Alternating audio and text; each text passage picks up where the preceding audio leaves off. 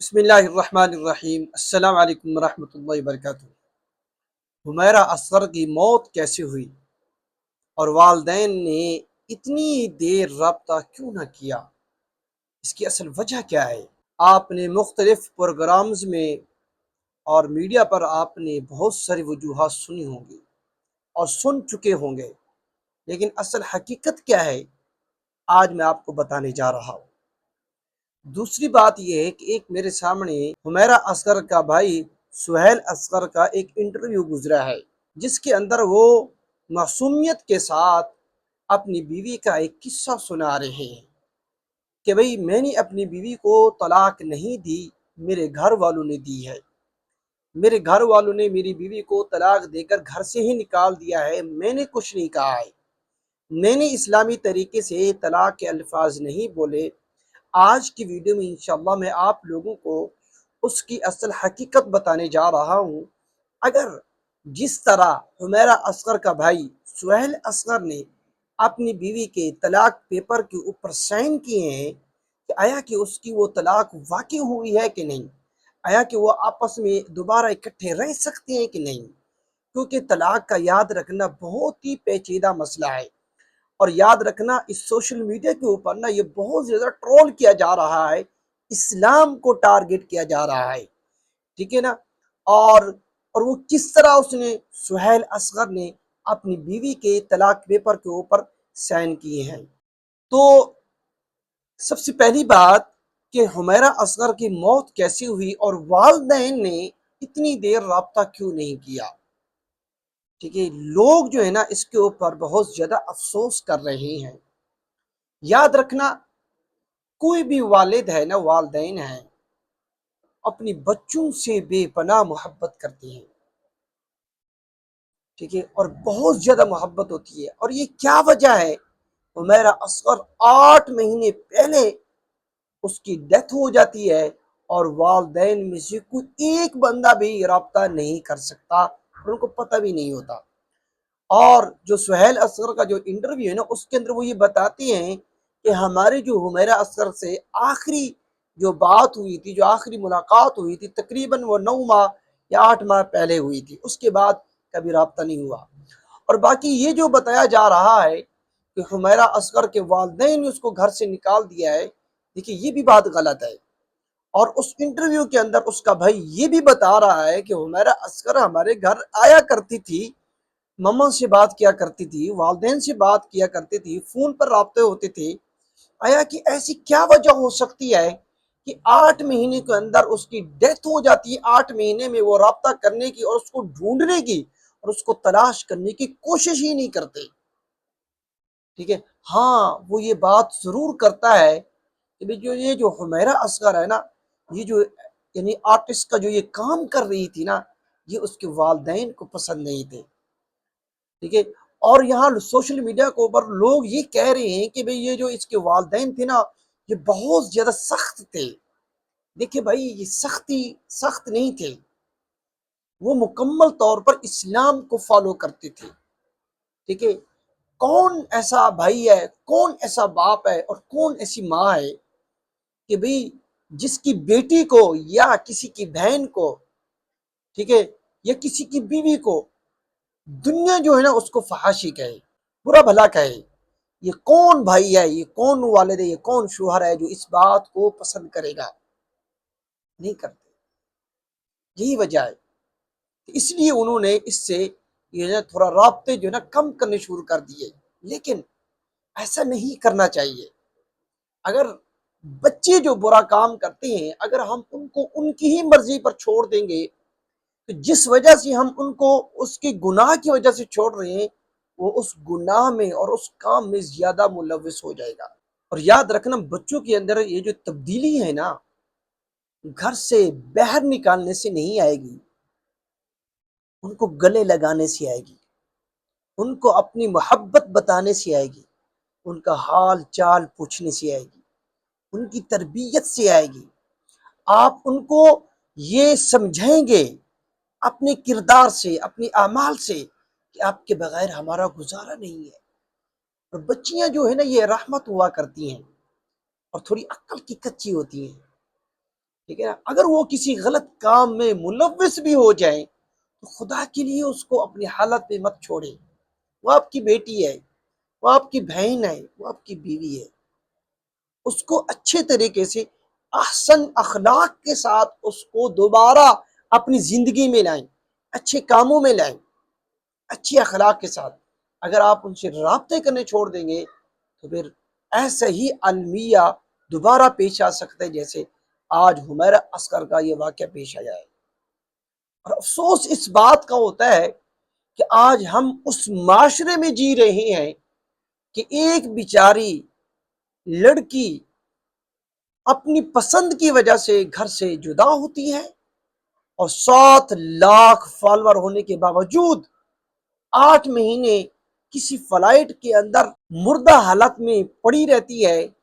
تو کوئی بھی شخص ان سے رابطہ کرنے کی کوشش نہیں کرتا۔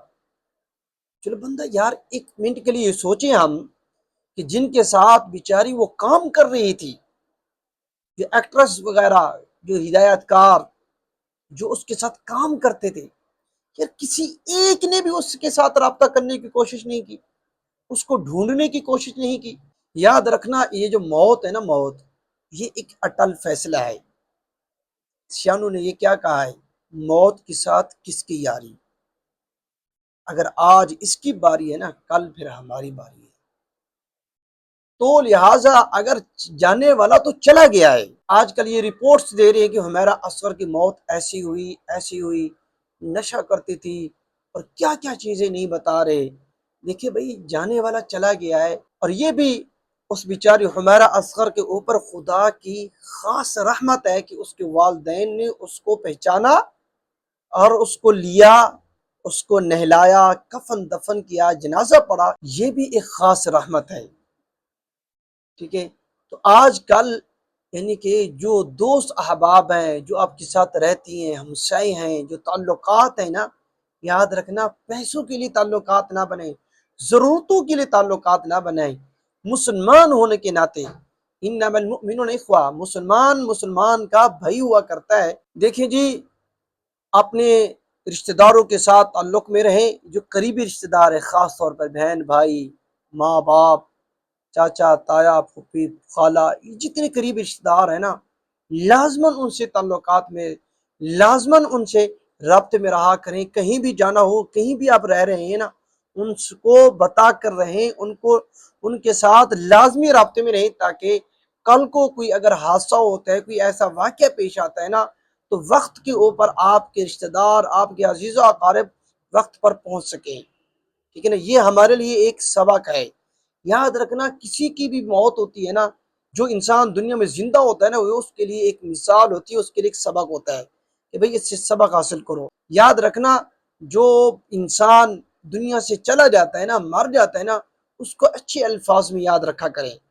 ٹھیک ہے نا، پیٹھ پیچھے وہ کیونکہ اب دنیا میں نہیں رہا ہے، اس کی نیکیاں بیان کریں، لوگوں کو اس کی نیکیاں بتائیں۔ چیز ہے کہ آپ اس کے بارے میں کوئی اور باتیں کرتے رہیں اور اسی طرح اور کی اس کے عیب بیان کرتے رہیں، عیب جوئی کرتے رہیں، یہ اچھی چیز نہیں ہوتی۔ ٹھیک ہے نا، ایسا نہ ہو کل قیامت والے دن اس چیز کے بھی گواہ بن جائیں کہ بھی جس کو آپ نے دیکھا ہی نہیں ہے، نہ ہی اس نے کوئی گناہ کیا ہے، آپ ایسی سنی سنی باتوں کے اوپر کہ وہ تو جانے والی چلی گئی ہے، آپ اس کے اوپر الزام لگاتے رہیں، سنی سنی باتیں کرتے رہیں، وہ یہ کرتی تھی، وہ ایسے کرتی تھی، وہ ایسی تھی، وہ ویسی تھی۔ تو لہٰذا ان باتوں کے اوپر کان نہ دھریں، نہ ہی ایسی باتیں کیا کریں۔ جانے والے کے لیے دعائے خیر کیا کریں، اور یاد رکھنا جو دنیا سے چلا جاتا ہے نا، اس کے لیے جو بہترین جو تحفہ ہوتا ہے نا، وہ ہدیہ ہوتا ہے، وہ اس کے لیے جو نا کلمہ خیر ہوتا ہے، جو آپ اس کے لیے دعا کرتے ہیں یا اس کے لیے صدقہ خیرات کرتے ہیں نا، وہ اس کے لیے بہترین تحفہ ہوتا ہے، وہ آپ کو سب سے زیادہ محسن سمجھ رہا ہوتا ہے۔